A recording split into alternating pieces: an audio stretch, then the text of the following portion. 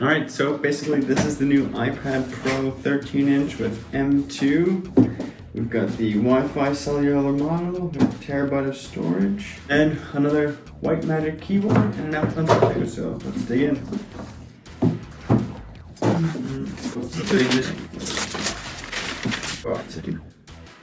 Yeah, it's been a big change this year is the Apple M2 chip inside. Let's see what we got here. We got a nice rated USB-C to C cable and a 20-watt USB-C brick.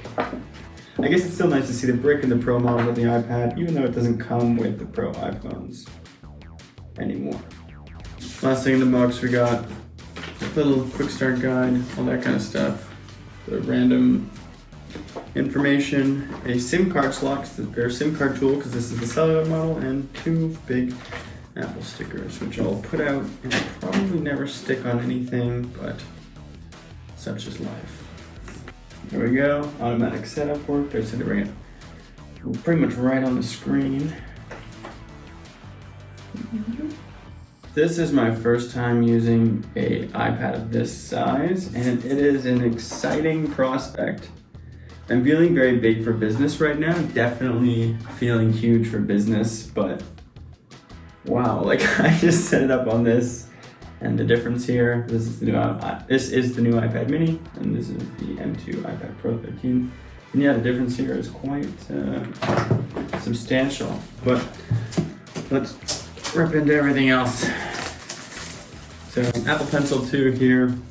These ones are pretty exciting. I like them a lot more than the Gen 1 because, unlike the Gen 1, it has one round side that you can magnet.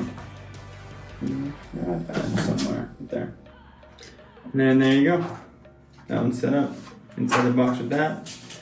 Same setup information, magnetize it, and that's it. That's all. This is now asking me to set up Face ID, which is the one of the big selling features of the iPad Pro is that it has Face ID, unlike all the other ones. Transfer data from iPad 3, which I guess is the mini, although I would have liked to take this from my existing 11-inch iPad Pro, but c'est la vie. I'll be changing it up quite a bit in the next few days anyway, so stay tuned for maybe a video, but maybe likely just a written piece on what it's like to use an iPad as a computer in a computer-dominant world, and you know, this might be the best crack at it yet.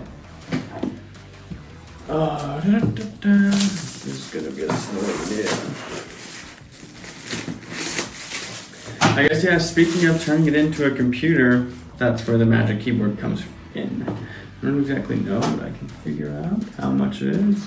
Yeah, $449 Canadian for this keyboard, which is a lot. You know, that's pretty much, that's more expensive than the iPad Gen 9. Is a great computer on its own right. All right, this is a big guy. Oh, look at the big cameras on this. Exciting. All right. And for $449, you don't even get any Apple stickers. Just like this is how to use it. The cool thing about this keyboard, though, and you can only charge it through the second USB-C port, but adding that second USB-C port to an iPad is highly functional. Very exciting stuff. But yeah, this feels big, this feels bulky. The sort of laptoping is a bit strange too, because it's such a squarish display. It's so deep on the keyboard. It's so easy to reach up and touch, but strange.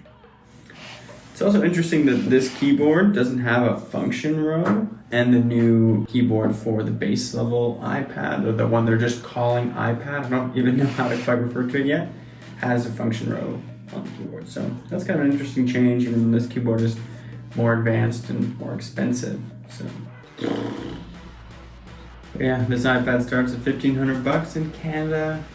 The 11-inch version starts at $1,099, and then you know, starts with 128 gigs of storage too, going up to 1 terabyte is $2,439, and 2 terabytes is $2,979, basically $3,000, and it's basically $3,500 if you throw in this keyboard as well. And for $3,500, you could get a MacBook Pro with like a 14-inch MacBook Pro with 2 terabytes of storage. So it's an interesting proposition, but there are professionals in maybe the design industry that would love this and would need all that storage, and it would be worth it because you would use it just as heavily as I probably use my Mac for video editing.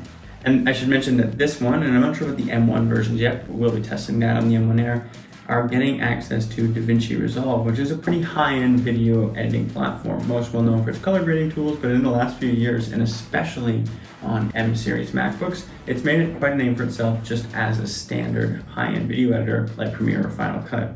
It's a little interesting that it's made it to the iPad before Final Cut, but maybe that does show something of Apple's hand about what it thinks about video editing on the iPad. Either way, we're gonna get to the bottom of it, and I will definitely be testing that out. I've been meaning to try DaVinci for a while, so the fact that I could maybe start a project on my computer, take it to my bed to color grade, or even edit on the fly with an iPad, and just an Apple Pencil, very enticing. So, really excited about this iPad Pro, to be honest. I didn't think I would be as excited about it as I would for the standard iPad that came out with the redesigned colors and the squared edges, but the fact that this is taking video editing a little more seriously is definitely appealing to the true nerd inside of me. But the other iPad, I still have a lot to say about as well.